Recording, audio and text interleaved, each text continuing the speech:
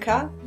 I'm happy to be with you today. Today is part 7 on how to attract a text. And this text could be from anyone. It could be someone that you've broken up with, someone you have a crush on, someone you just really want to talk to, maybe a friend that you're estranged from. It could be basically anyone. So if you're waiting to receive a text, you really want to receive this text, these videos will help with some tips and tricks, some advice on how to sort of consciously use the law of attraction, the power of positive thinking, to attract this text into your life. And not only a text, but sort of a series of conversations, with this person that you're trying to connect with. So this video is all about constructing your text in your mind. What I would like you to do is sort of get a picture in your mind of what sort of the ideal words are that you would like this text to say. Now, I don't want you to think in terms of what you think it could say or what it probably would say given the current circumstances. But instead, I want you to sort of use your creative imagination, your creative ability to look beyond the current circumstances and just think to yourself, what do I ideally want this text to look like?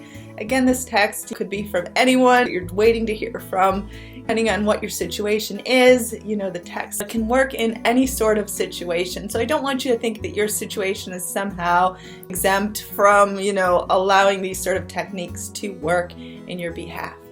So what I want you to do is I want you to get sort of an idea in your mind as to what you'd like this text to say. What are the ideal words that you would like this person to say to you? If you could pick and choose, ideally, what this text would say, what would it be?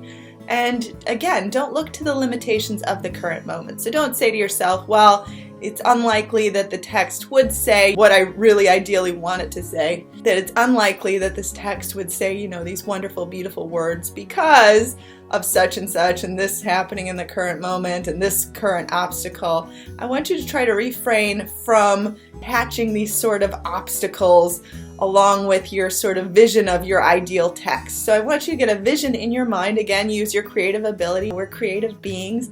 We can imagine anything. We can put ourselves anywhere in any sort of scenario. So I want you to put yourself in the place of hearing sort of these words that are better than sort of your wildest dreams, just your ideal version of what this text would be. Again, don't base it on what you think is likely to happen or probably could happen, but think to yourself what you ideally would want it to say. So I want you to sort of construct this idea in your mind, and this doesn't have to be a long text. Like it could just be a few sentences, just a few words. Even if you've had a bad breakup, it could say something like, I miss you so much.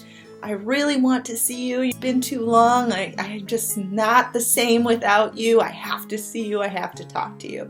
If maybe it's a crush, maybe it would say something like, would you like to get together on a date? What would you think about going on a date with me? It might say something like, let's get together, let's get to know each other better. If you're trying to get a text from an estranged friend, it could say something like, I miss you. We used to have so much fun together. I miss our time together. Whatever bad thing happened, we can get past this hurdle. Things can work out. So again, just keep it simple, but you know best, ideally in your wildest dreams, like what you would ideally want this text to say. So I want you to get sort of, again, a clear picture in your mind. And what I mean by clear picture is just sort of construct the words as if you are an author writing sort of the script of your life. So you are going to choose these words. And after you've chosen these words, I want you to sort of read them back in your mind again. You could type them out if you want. You could actually write them down, or you could just sort of mentally construct them and just say them a few times. And as you say these words, if sort of the doubt comes in that says, well, this isn't possible because this in the current moment needs to be resolved first before this could happen, I want you to just try to sort of let those doubt feelings just sort of float away. Don't struggle against them. Don't yell back at them. Just sort of let them float away and glide away and just sort of feel good about what this ideal text would look like. When those doubt voices come in, say to yourself, well, what if my ideal text could happen? What if it really could happen? So I want you to just sort of have fun with the idea of these words and just read it back a few times. And like I said, mentally construct the ideal, not what you think is possible, but the ideal. Really challenge yourself to look to the ideal and perfect, as if you are the master sculptor of your life. You are the author of your life. You are in control of your own destiny. I want you to pose that question to yourself. If I could pick and choose, what would I want it to say? And again, feel good about it and just read it back a few times. And when that doubt comes in, just say to yourself, well, what if this really could happen? And then I want you to just sort of not think about it anymore and just sort of go on with doing something else. You've sort of set this intention. I have another video about setting an intention. This is another way to sort of set your intention. But I like this technique because what it's doing is it's challenging you to actually come up with the ideal words as opposed to what you think could be possible. So it's challenging you to look to the highest and best for yourself instead of sort of settling for something mediocre. And just, again, have fun with it. You want this text because it'll make you happy, not because it's a struggle. So it should be fun. So again, you're just sort of letting it go at this point. And letting it go doesn't mean you can't think about it. But it means no longer trying to think about it, no longer thinking you have to think about it. Just go ahead and do something else. You don't have to actively make yourself not think about it, but let's not put pressure on it and obsess about it either. So it's finding that sort of healthy balance. Go out and do something else completely different. Work on your job, work on your schoolwork, clean the house, do something fun. Just have a good time, have a laugh, make yourself a nice sandwich, go for a walk, something. And that's it. Simple as that. And when sort of the doubt comes in and says to yourself, oh, that's completely unlikely, there's no way that's going to happen, say to yourself, well, what if it did? So what if I placed the order for my ideal text and it was on its way?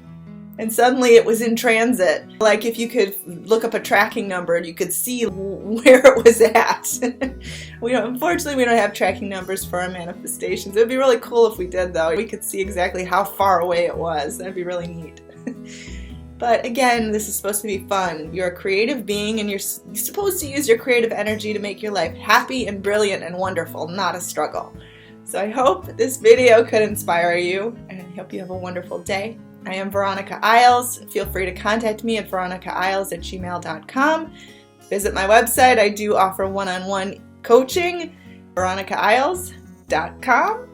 I do have a forum, veronicaloa.boardhost.com, and I have 5 ebooks available on Amazon. I will list the links below, and you can even preview them on Amazon too.